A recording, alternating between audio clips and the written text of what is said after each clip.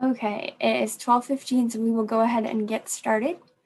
Good afternoon, everyone. Welcome to another program. We have a presentation today by Elizabeth Bernal and Nicole Novak, who are presenting on promoting health and well-being and reducing inequalities in Iowa, immigration policy, stress, and community health. I am Megan Phillips. I am your co-director for ICFRC and your host for today's program. We would like to take a moment to thank our members, sponsors, and interns for making these forums possible. I'd also like to thank our organizational sponsors and supporters, the University of Iowa's international programs, the UI Honors Program, the UI Public Policy Center, and the Stanley UI Foundation Support Organization. Again, thank you also to City Channel 4 for helping us to make these programs viewable to online audiences. And today, our format is the normal one. We will have our speaker's presentation, and ending at 1 o'clock, we will start a 15-minute Q&A session, which you can submit questions during the presentation or after in the chat function on Zoom, and we will read those out loud during the Q&A session. So with that, I am excited to introduce Barbara Eckstein, who is going to introduce our speakers today. Good afternoon, and thank you to the Iowa City Foreign Relations Council for hosting this event in honor of United Nations Day. I'm Barbara Eckstein, as Megan said, and I'm a member of the board of the Johnson County United Nations Association. The mission of UNA is to promote the work of the United Nations, especially in the United States. On the 24th of October in 1945, the United Nations Charter, negotiated by 50 nations in the spring, was ratified by the 5 members of the Security Council and the majority of its member states. Conceived amidst World War II, the UN is directed by its charter to maintain peace, promote higher standards of life and human rights for all people, and strengthen international law. 2020 marks the 75th anniversary of that momentous event that we honor today. 2020 also marks the recognition this year of the UN's World Food Program by the Nobel Peace Prize.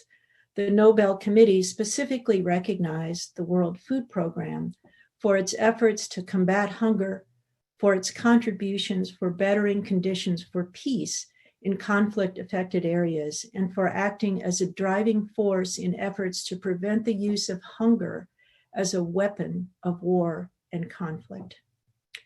And 2020 marks the 5th year of the 17 UN Sustainability Development Goals that assert an integrated approach to end poverty, protect the earth, and provide all the planet's people peace and prosperity by 2030. No poverty, zero hunger, good health and well-being, peace and justice, climate action. It's a tall order. To reach these goals requires devoted work in every local site on the globe. UNA of Johnson County is pleased to introduce today Elizabeth Bernal, community advocate and winner of the 2019 Rick Graf Human Rights Award from the Iowa City Human Rights Commission, and Nicole Novak, assistant research scientist in the College of Public Health at the University of Iowa. With the help of advocates like Ms. Bernal, Dr. Novak studies the historical, structural, and policy influences on the health and well-being of immigrants, Latinx peoples, and rural people. Please welcome Elizabeth Bernal and Nicole Novak. Great. Thank you so much for the kind introduction, Barbara. I think maybe I'll to start, we can both just say hello so everyone can see our faces, and then I'll kind of lead in with some definitions and share some slides, and then hand it off to Elizabeth. And we're both really looking forward to the discussion portion as well. as you'll see that the issues we're talking about are some things that some people are really familiar with and other people are really just learning about for the first time. So I often find that discussion is the most fruitful part of our time together. So yeah, I'm Nicole, and then Elizabeth, can you say hi so you'll pop up on speaker view and people can know who you are? Yeah, sure. Thank you, Nicole. Yeah, hi, this is Elizabeth. Wonderful. Yeah, and we really like to present together because I think there's some big picture things that the research perspective is helpful for, but I also learned so much from working with people who are really close to the communities that are affected by these issues. And I think if we're gonna intervene and do things to improve conditions, we need to start with the insight and wisdom of people like Elizabeth who know every day what's going on for folks. So I'm going to share some slides and share a bit of research, but as I mentioned, I want this to be more just a guide. I'm not thinking of this as kind of a formal research presentation. So let me get my slides going here. Can folks see those? All right, and you know what, sometimes my computer gives me trouble when I go into presentation mode, so I'm kind of scared to do that. It looks good on my screen as it is now, if that works for you.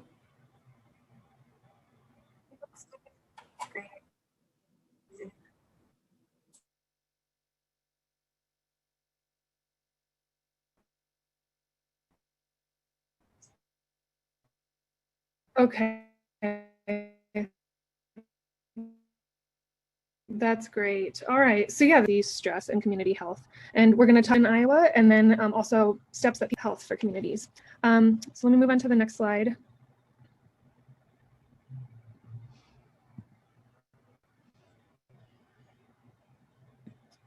Okay. I wanted to really start from the beginning. You'll see in the title we mentioned immigration policy, stress, and community health. I want to be clear that the issues we'll be talking about today are especially relevant for a particular subgroup of immigrants in Iowa. So I don't want to act like we're speaking for all people who are born in another country and come to Iowa. And I think a really good term to describe the group of people that Elizabeth and I work with and think about a lot is mixed status families. And that's a term to talk about immigration status. So you've probably heard people talk about undocumented immigrants, which is people who do not have proof of a legal presence in the United States, either from entering without authorization or sometimes from having come with a visa or other permission and then staying beyond that.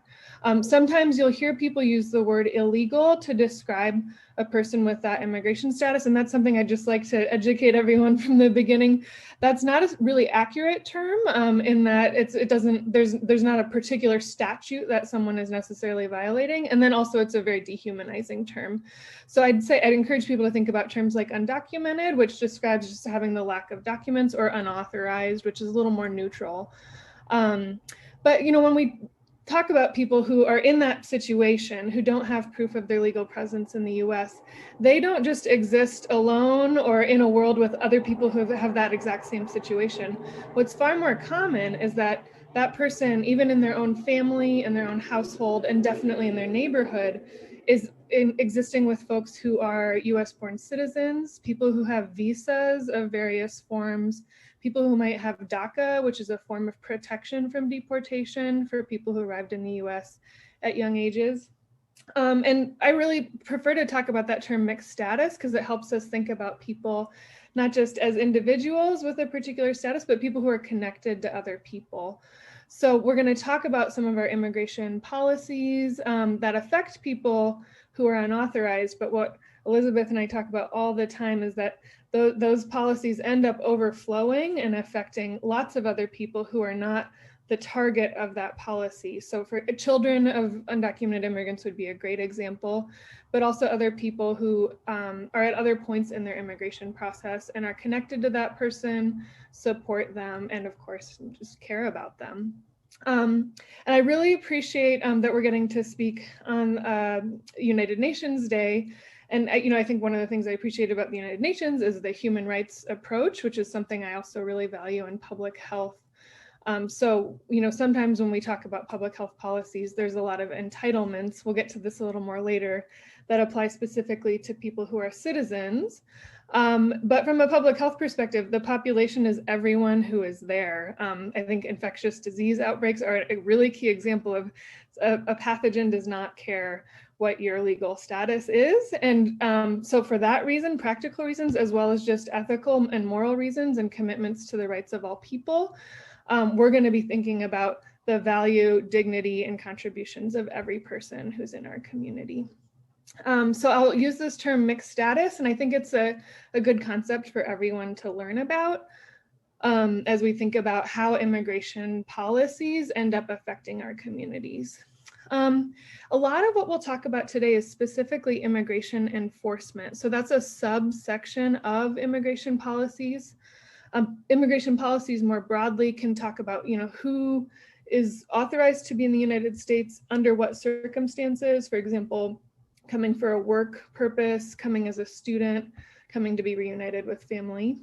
Immigration policy can also affect who's entitled to what services and resources in the United States. So, for example, after 5 years of being a legal permanent resident or having a green card is when people might be eligible for things like Medicaid or safety net health insurance. But then immigration enforcement is a subsection of immigration policy, which is the ways that our federal government, and increasingly our federal government in collaboration with local authorities, is seeking out people who, Sorry to interrupt you. Your slides are not changing, and I think that's because I'm just talking. Oh, okay, all right. I just wanted to make sure that's fine. Yeah. No, thank you. I just wanted to kind of lay the frame. I hope that's okay. Okay. No, that's totally fine. I just didn't know if you knew. Sorry. Yeah. Immigration enforcement would be often the process of sometimes seeking out or processing people who are accused of being in the US without authorization or of being removable. So immigration enforcement can apply to people like green card holders under certain conditions. It's not just something that applies to people who are unauthorized. And there's kind of two broad swaths of immigration enforcement that we can talk about. The first one is probably what you see more of in the news. So that's border enforcement. And that's usually carried out by Customs and Border Patrol. There's a 100-mile zone around the border of the US where Customs and Border Patrol has extra privileges in terms of accosting people, searching them, things like that. But something that I'm really passionate about educating people about, and especially folks in Iowa, is that, even though the border gets a lot of the headlines, immigration enforcement affects people throughout the entire country, especially in our own communities in Iowa, a rural agricultural state. And the main agency that's currently tasked with immigration enforcement is called ICE, which stands for Immigration and Customs Enforcement. I'm going to go ahead and move along. There are multiple mechanisms that ICE operates through. It can be through collaboration with our local law enforcement, so things like sheriffs and police departments. A few of the policies that specify ways that federal immigration enforcement collaborates with local police are 287G, and then the Secure Communities Program, which was also called PEP or under President Obama. And then there's also kind of targeted raids on homes or work sites. And as a public health researcher, you might think, well, this all sounds kind of like law enforcement stuff, legal stuff, not really things about health. But I, think that immigration enforcement is a stressor that affects people's lives. The fear of being arrested, potentially deported and separated from your loved ones who live in the US is really powerful. And we have, as you can see here, a really strong body of evidence in public health that places with more immigration enforcement, places with more of these arrests or more mechanisms for local law enforcement to collaborate with federal ICE, tend to have worse health outcomes, especially for immigrant communities. But you'll also see, as I mentioned at the bottom here, spillover effects. So that really gets at that idea of mixed status communities and even US citizens who are maybe in households with people who are targeted by immigration enforcement, or even just people who are of an ethnic group that tends to be disproportionately targeted can also experience these health effects. So a lot of the literature cited here finds that US-born Latinos, so people who have birthright citizenship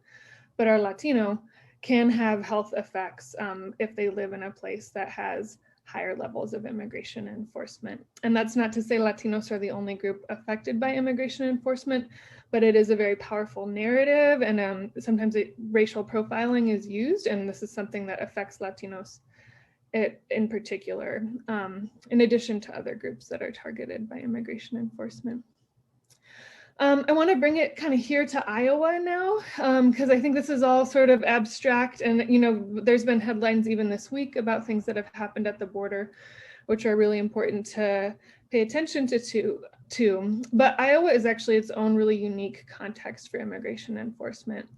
I'll just briefly remind folks who I think many of you are probably already aware, but Iowa actually kind of holds an unfortunate historic spot in the history of ICE enforcement, in that in 2008, a small town in Northeast Iowa called Postville was the target of the largest single site ICE raid at that point in US history. So I'll just briefly review it because I think it's important for everyone to know about.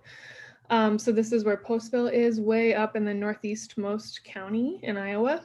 Postville has 2,000 people, but on May 12th, 2008, there were 900 ICE agents who came to that small town, and they raided a cattle slaughterhouse and arrested 389 workers. The vast majority of the workers were Latino, and ultimately 297 of those workers were deported. So that's almost 300 people out of a town of 2,000 people. And each one of those workers was connected to other people in the community. So there were a lot of spouses, children, others left behind. Are you still not seeing the PowerPoint slides move forward? Yeah, sorry, I was a bit confused. We're not seeing any change from the front slide. Oh, okay. Let's try one more time. Thank you for letting me know. I apologize. Can you can see Yes. okay. Now we're on the mixed status slide, yeah. Okay, good. So now is it moving forward? Yes, now it is. Okay, my apologies. No, you're fine, okay. I'll just go ahead and pause on these so people can see the terms I was referring to in case you'd like to write anything down.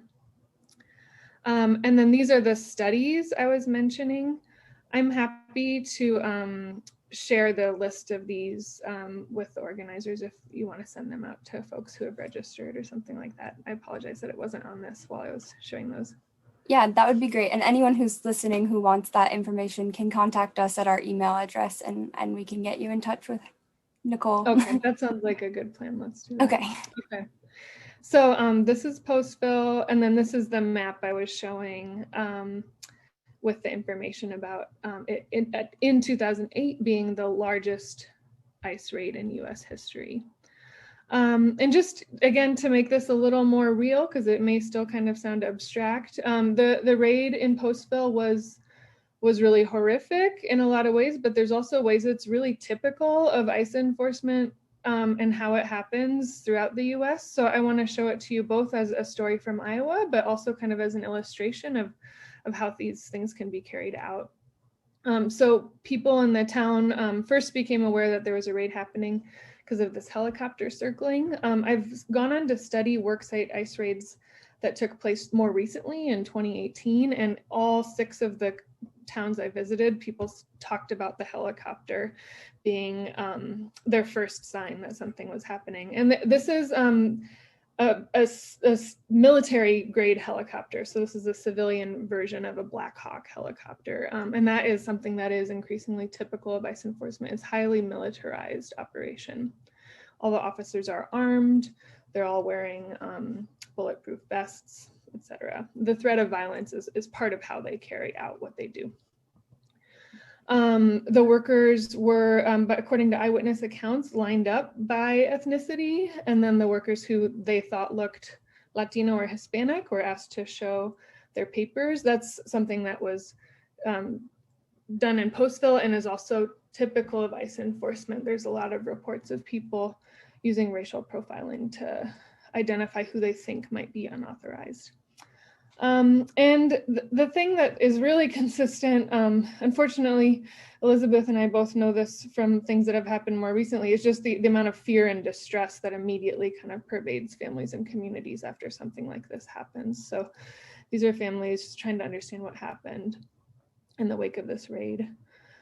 And then the fear continues beyond the day itself as people fear follow-up raids, worry about where their loved one is, worry about repercussions for family members. And something really important to think about too is the way that, you know, these spillover effects, before we talked about them spilling over maybe within families or within ethnic groups, they also spill out over space. So these are some articles about communities all over Iowa worrying after the Postville raid, especially other towns that had meatpacking plants, you know, wondering would they be the next town. So this is an article from La Prensa, which is a Spanish language newspaper in Western Iowa. And what it says here is raids create uncertainty in Denison. And it says there were multiple phone calls to the editor's office of that newspaper with the rumor that an ICE agent was asking for papers from workers outside Farmland, which is the meatpacking plant in Denison at the time. And, you know, you can see in the headline, raids create uncertainty, you know, they're attributing the raid that they saw all the way on the other side of the state to the rumors and the fear that they're experiencing in their town.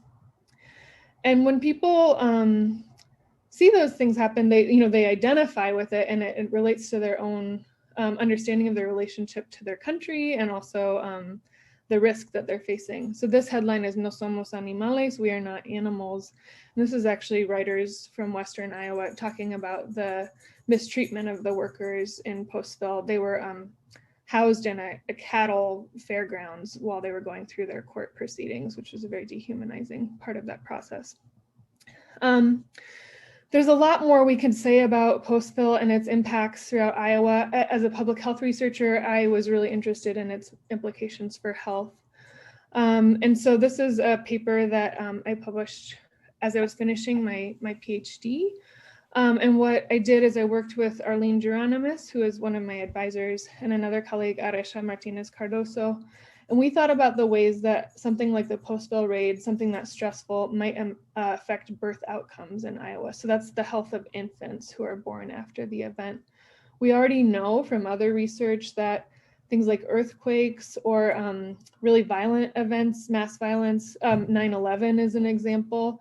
After these really stressful events, you'll see that infants who are born after tend to have a higher risk of being born early or born too small. And we did see something consistent in Iowa. We didn't see it for every baby born in Iowa. So it wasn't that all Iowan babies had lower birth weight after the Postville raid, but babies born in Iowa whose mothers were Latina did have that effect. And notably, it wasn't just immigrant Latina mothers, but even US born citizen moms. So these children who would be then second generation at the least, if not, you know, third, fourth, fifth, sixth generation citizens, even then an immigration policy that's targeted at people who are unauthorized could have implications for the health of children born as citizens here. So scientifically, it's a little easier to measure and study these really big immigration enforcement events, but the bulk of ICE enforcement and ICE arrest doesn't happen through things like that. It doesn't ever reach the news. It's just everyday things, sometimes coming from maybe a traffic stop with police, sometimes something where someone misses one of their check-ins with ICE or a court date and then they're sought out. But there's thousands, now there's over 1 million removal or deportation proceedings going on in the US right now. So as of September 2020, there's a backlog of 1,260,000 deportation cases going through the US federal courts. For people in Iowa who are seen in the Nebraska immigration court, there are 17,630 removal proceedings in process right now. So there's a lot of people who are affected by these policies. This is a graph of immigration enforcement over the last 30 years. So these are numbers of new, I'm sorry, I forgot to add the label at the top. These are new deportation proceedings initiated by year. And this is for the Nebraska Immigration Court. So these would be immigrants who live in Nebraska or Iowa. And what you can see is, last year, which was the most active year, there were over 7,000 new immigration deportation proceedings that were initiated. This year it dropped down largely because of COVID. I think the infrastructure that has been set up by this administration was intending to continue that level of enforcement, but because of the pandemic went down. But what you can see is, this is not, there were 300 people arrested in Postville, and that is a lot. But actually the bulk of these arrests don't happen in these really big events that you hear about in the news. But just over the course of months and years, there's thousands of people who are arrested, charged with being removable, and then actually begin quite a long process. I think a common misconception is that you can just kind of get arrested and then you're on a plane to be removed. There are cases where people, that does happen, usually because the person, well, I won't go into, I'm not an attorney, I won't go into why, but people have a right to a hearing with an immigration judge that they're entitled to exercise. And so the cases can drag on for a long time. And in fact, the backlog to get an immigration case heard in the Nebraska Immigration Court right now is 940 days. So the average length of time that cases have been pending right now is 2.5 years. To just talk about worksite raids one more time, because I do think they're important to a rural state like Iowa. They have come back. There were less worksite raids under Obama. They used more of those kind of collaboration with local police and other tactics. But beginning in 2018, there was another kind of wave of these worksite arrests, which is, I would say, largely a political strategy. They're more high profile, and if an administration wants to send a message that it is making a lot of immigration arrests, these events where they arrest hundreds of people in a day are high visibility, and that can be part of their strategy.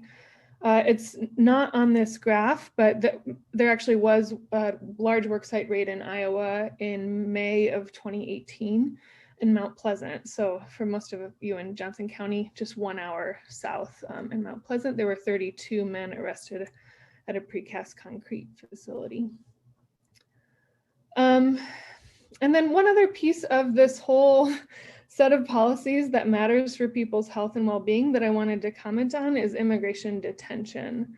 So after someone's arrested, if they're waiting to see their judge, it depends on the person and the case, but many of them are not, they don't go home to their family while they wait for their court date, but they're kept in a form of immigration detention. And that's actually something that's really been growing throughout the past several decades. There were policies passed in 1996 that expanded the infrastructure for immigration detention, and that combined with a lot of restructuring of federal agencies after 9/11. So we're now at an all-time high of about 50,000 people in average in ICE detention on any given day. Elizabeth can comment a bit more about why something like detaining an immigrant really matters for their well-being and the health of the community. But I'll just say briefly, it's incarceration. It's not someone who's actually been accused of a crime. Immigration is all about civil violations typically. But people are kept just while they're waiting for their court date away from their family. In some cases, they're offered a bond, which is similar to criminal bail, but they're very expensive. In Iowa, the average is $5,000. But again, ICE detention is maybe something you've heard about more on the border, but it happens right here in Iowa too. So this is from an organization called Freedom for Immigrants, and they've mapped out places where ICE detention happens throughout the US. In Iowa, I would say the biggest places for ICE detention are Hardin County, Eldora, Iowa, Marshall County, and then Polk County in Des Moines, and then there's also folks in Lynn County. This is actually Rock Island, Illinois, this particular site. And these in Iowa, we don't have big private immigration detention centers. The way ICE detention happens in Iowa is with county jails. So the county jails will rent beds to ICE. And yeah, Elizabeth and I both work with an organization called the Eastern Iowa Community Bond Project that works to post bond for people to get out of ICE get out of ICE detention if they can. And we've both seen the ways that being held away from your family while you're waiting for your court date is of course hard on your own mental health, as we know from lots of research on incarceration in general. And then also really, really disrupts the well-being of the family, not just emotionally, but also financially, because someone who used to be supporting the family is now detained. So yeah, the Eastern Iowa Community Bond Project, I'll just mention it briefly and then Elizabeth can talk more about it, but this is an example of ways that, even at a local level, there's things people are doing to mitigate the community impacts of these federal policies and practices. So the Eastern Iowa Community Bond Project was founded in 2017. It raises money to post bond for people who are eligible to leave ICE detention if they put this money forward. As I mentioned, the average in Iowa is $5,000, and that's also the average that this organization has paid. And they've so far paid bond for over 70 Iowa immigrants so that they can go home and be with their family while they wait for their court date instead of sitting behind bars. This is from a community meeting that Elizabeth helped co-coordinate a few years ago.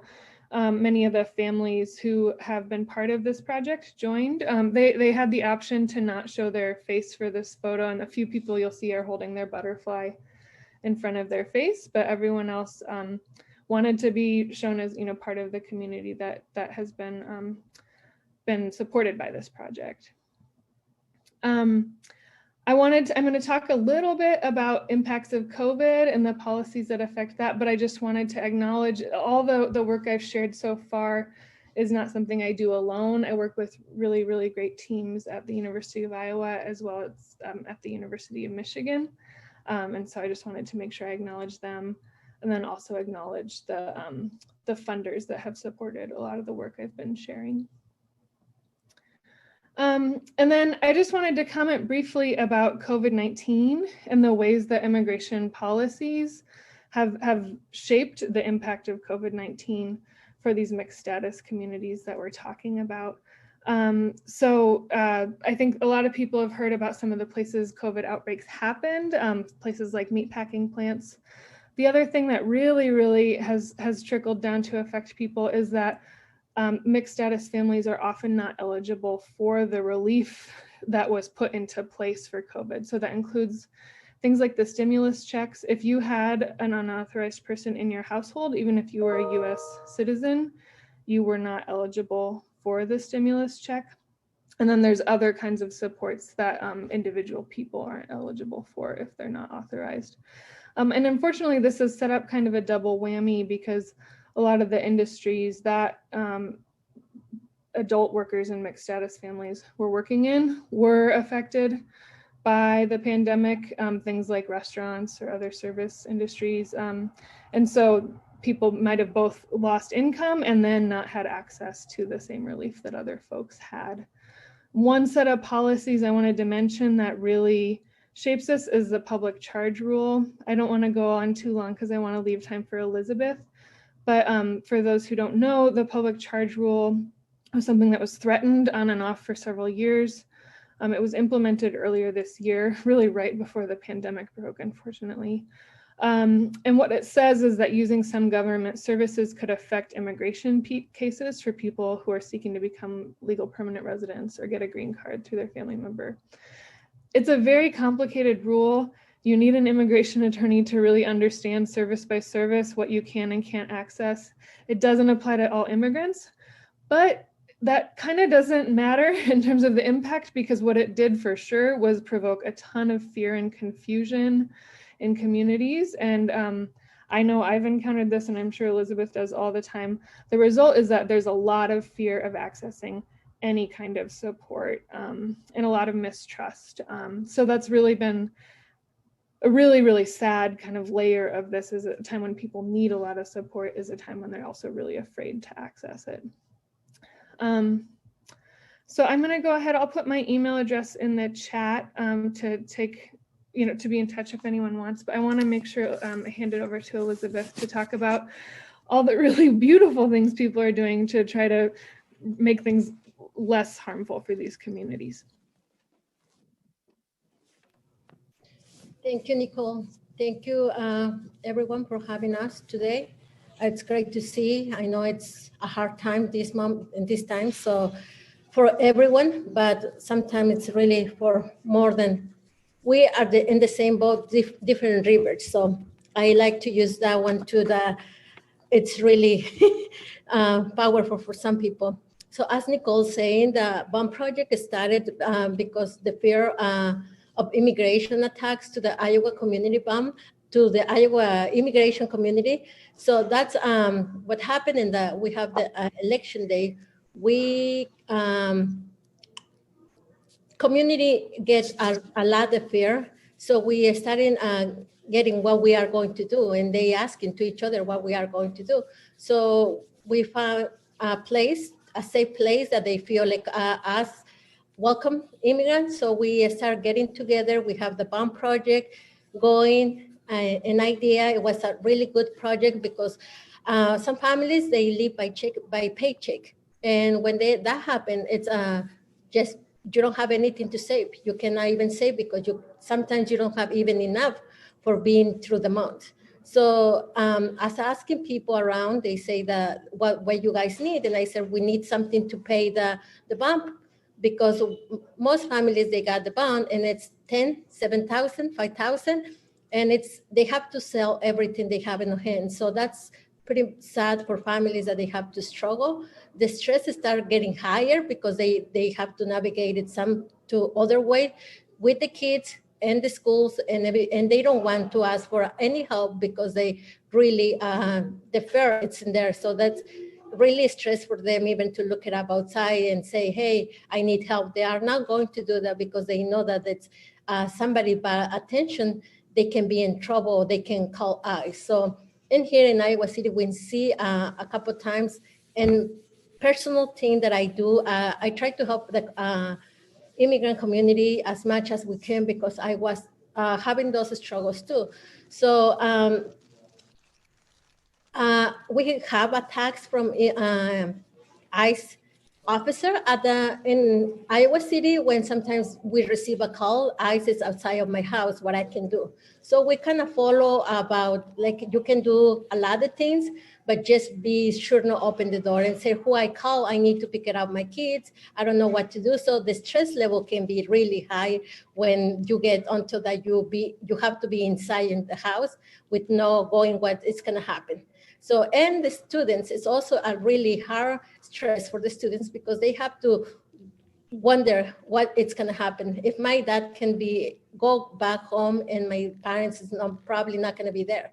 So it's not concentration in the school because they worry about what's going to happen outside and the family issues that they have. So that's another stress for the students. So it's impacting the whole family. It's not only one. And when one family, it's a 5-member family, it's going to impact the community because they have friends, they communicate to each other, but some things they don't share. And that is because of fear. So it's why BOMB project, I think they make a huge change in their life, a really powerful change because they community come together, raise the money, and we able to pay bonds. And the last person who helped, we helped to pay the bond, it was $10,000. And the mom, she said, I don't know what to do.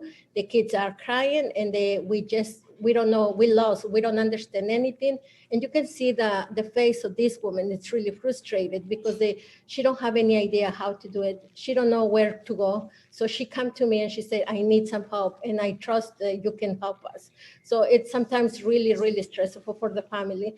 The kids are starting getting on depression, especially in this time, COVID. It's really more hard for those people. So, and as Nicole mentioned, I'm work with a lot of resources out there. I'm a board member in a lot of organizations just because I really want to learn how to help my community. And when I say my community, I think it's Iowa. It's whole Iowa. It's my community. That includes no matter what the race or where they come from. For me, everybody, it's my community. So I started working with Open Heartland, which was found last year. And we started visiting mobile homes park. And each mobile home park, we bring just play with their kids. And when we drop food sometimes and we start working. So as we learn more about these families, COVID-19 hits. What happened when COVID hits? This is another issue for the immigrant who already is surf and living by day. So COVID was really hard for the immigrant community. And that because some people, they start losing their job and starting less hour, and they start, well, if they don't work, they don't have income.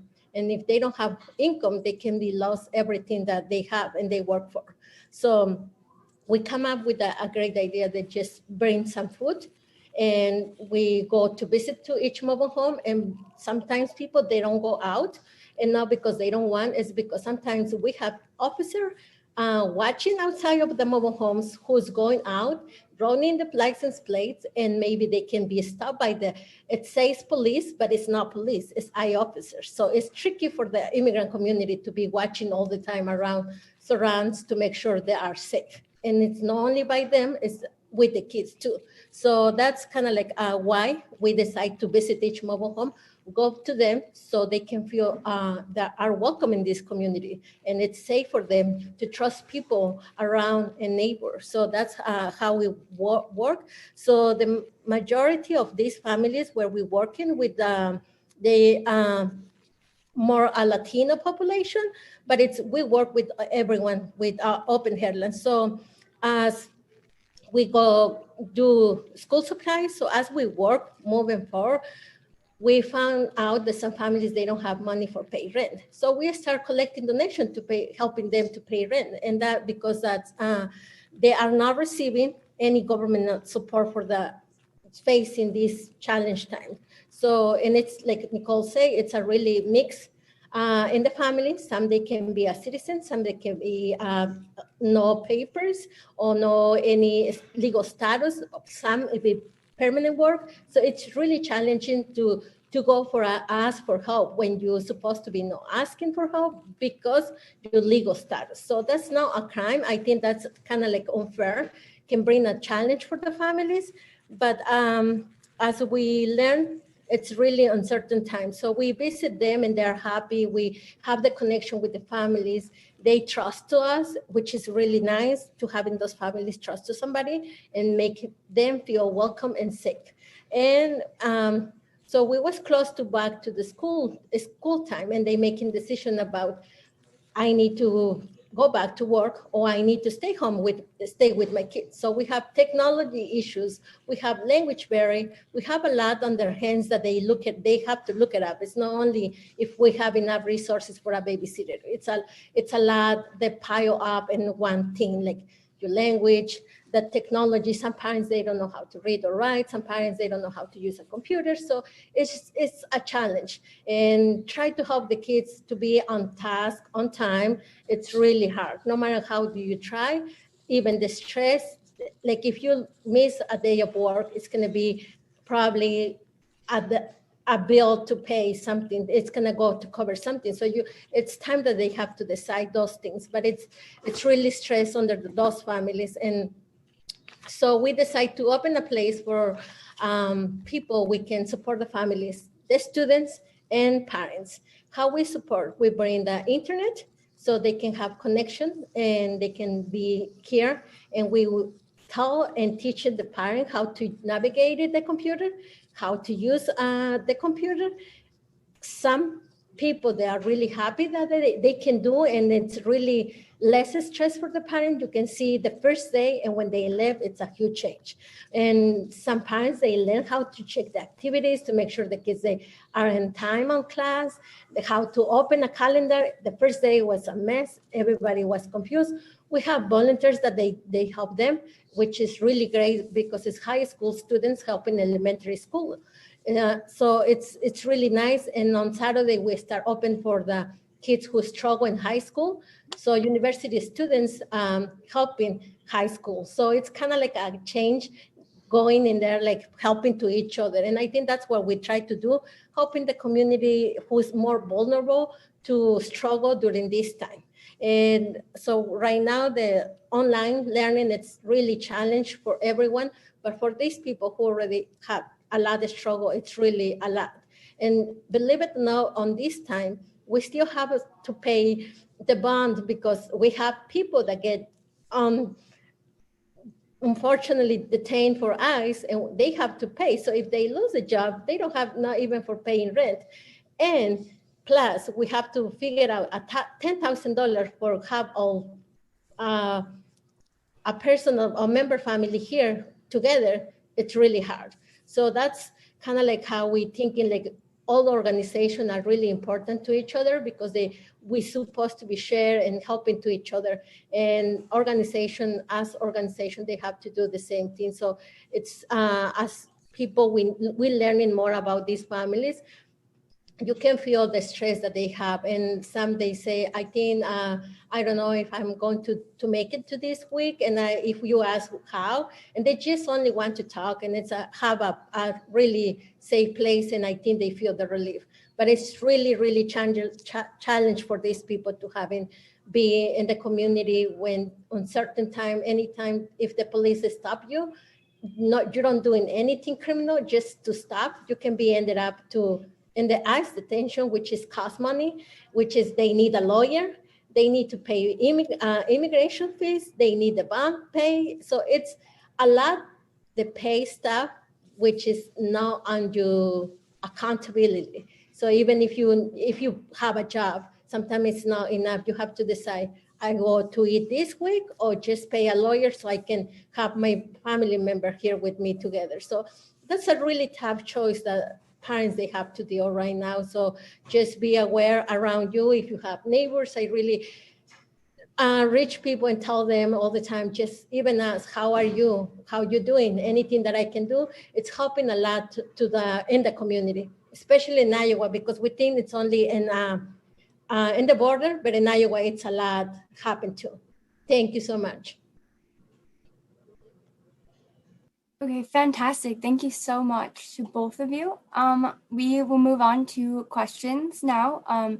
So again, if you have questions for Nicole or Elizabeth, you can submit them in the chat and we will get to those. While we take just a minute for you to think about questions, I would like to remind everyone about our next upcoming programs.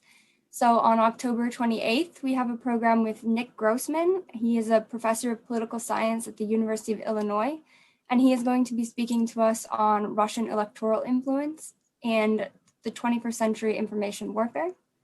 And then the following week, we have Mark Kend, who is going to be speaking on his, well, I guess we don't have a title yet for his program, but he is the director of the Drake Constitutional Law Center at Drake University. So he will be speaking to us on constitutional law as it applies to whatever he's working on currently. So we look forward to hearing about that.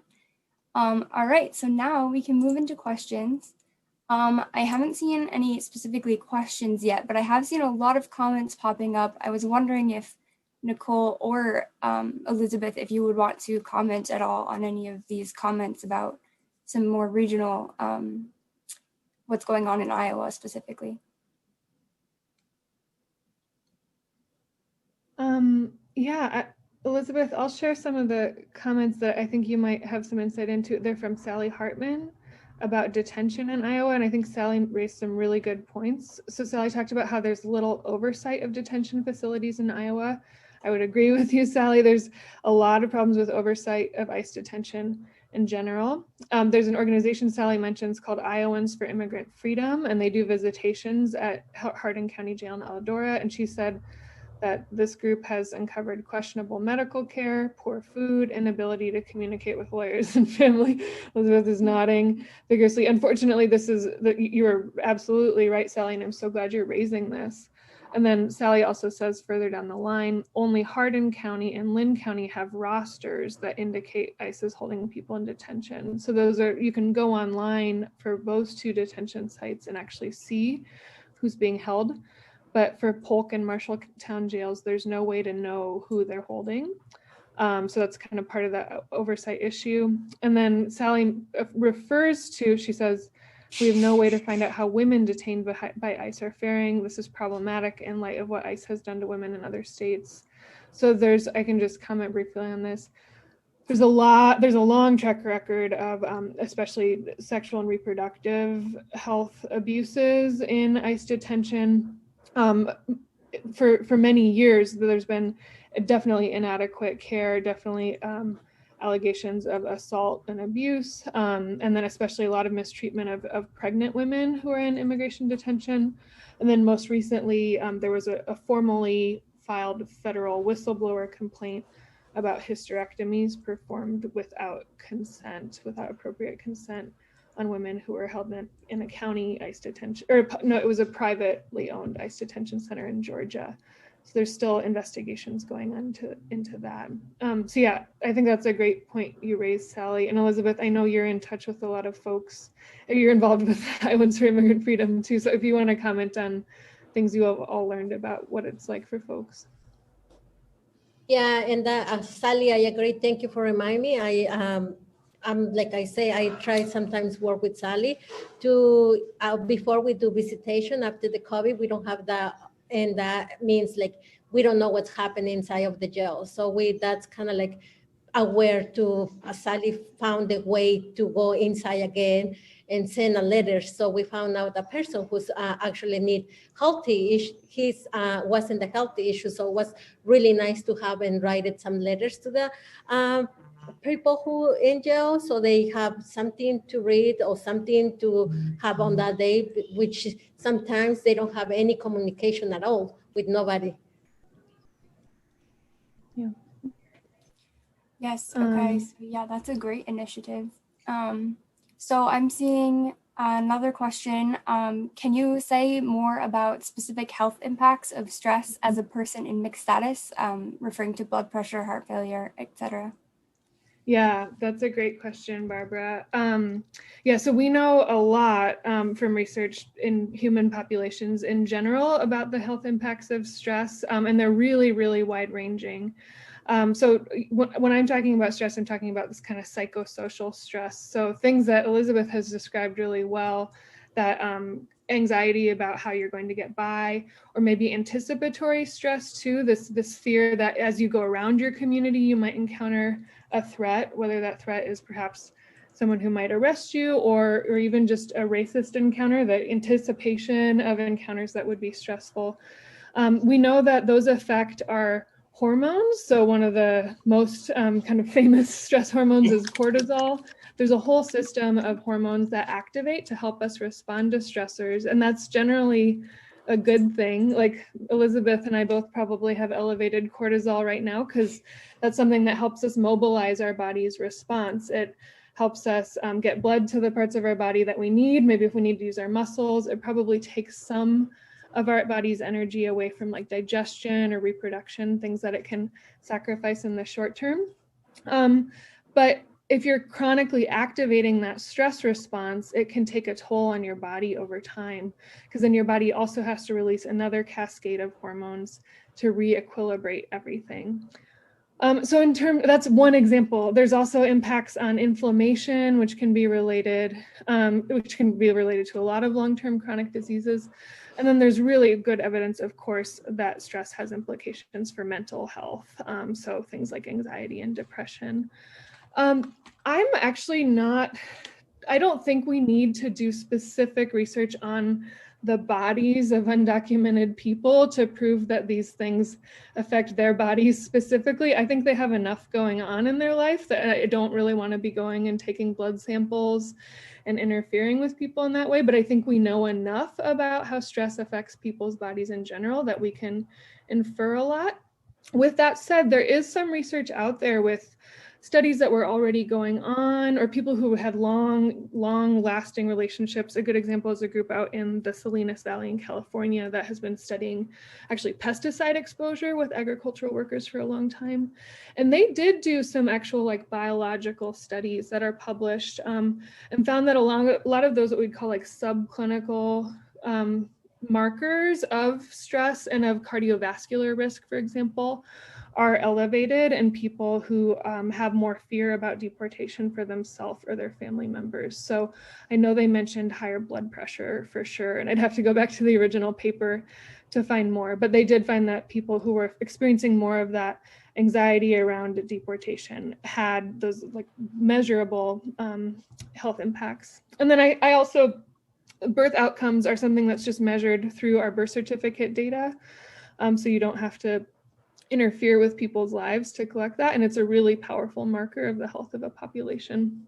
So just to sum up my answer to your question, I think the physical health impacts are really wide ranging. That makes sense because this is a stressor that affects all parts of people's lives, what resources they access, how they feel moment to moment. And that's something that's gonna get under your skin is a term we use, because it's gonna kind of manifest in your body through a lot of different pathways. Thank you for that question. Yeah, okay, so I have a question sent again from Sally to me asking Elizabeth, how many ICE arrests in the Iowa City area have there been recently, or do you know any more information about what that status is here in Iowa City? Well, in Iowa City, we don't have like any of those. I received a message from Des Moines that they're using the census way. So it's something that we are aware that people who don't know how to fill it out, the paper for census, they don't know what it is. Or sometimes they just ignoring because it's not important for them. Or sometimes they don't want to do it because they want to be invisible.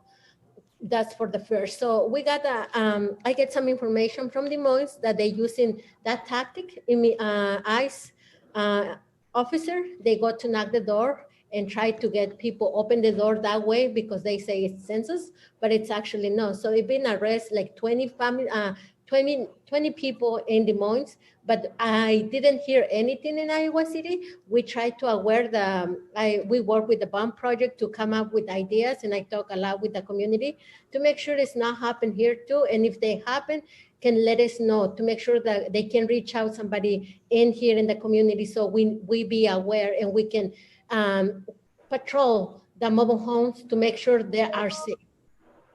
Absolutely, that's great. And then I think, okay, so a question from Peter asking, what is the source of funds to pay these high bonds? I think he believes. Do you want to take it, Elizabeth? Okay, it's mostly donations to the Eastern Iowa Community Bond Project. So that has been the large majority from private individuals. There's also been support from churches, like groups of Catholic sisters. And then more recently, the fund has been approached by foundations that are wanting to fund it. So increasingly there's foundation funding, although that's a much more recent development. But yeah, a lot of those bonds, hundreds of thousands of dollars is just everyday Iowans pitching in.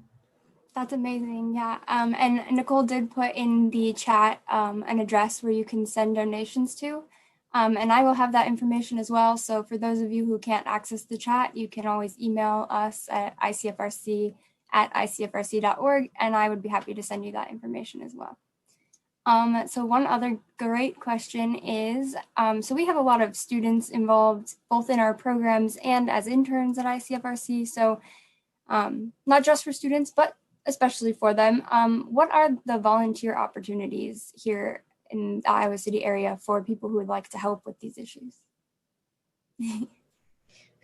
Thank you for that question. It's important to have people who wants to help in different ways. It's not all the time to be a money, but time, it's really such a big difference in our community. So in Open Heartland, we have 1 to 3 on Saturdays.